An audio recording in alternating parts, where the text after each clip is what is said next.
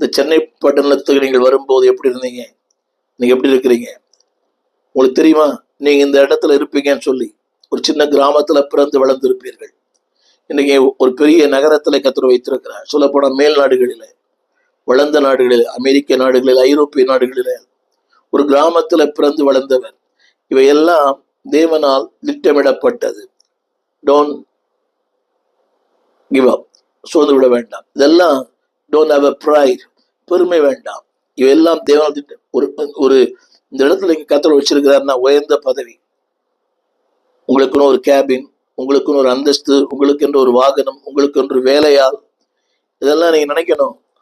யோசித்து பாருங்கள். இதெல்லாம் தேவனால் திட்டமிடப்பட்டு, நீங்க ஒரு முதலாளியா இருக்கலாம், ஒரு பெரிய மெகா பாஸ்டா இருக்கலாம், மிக ஊழியக்காரா இருக்கலாம், 4 பேரால் அறியப்பட்ட மனிதரா இருக்கலாம். இவையெல்லாம் it is plan of God. அதே வேளையிலே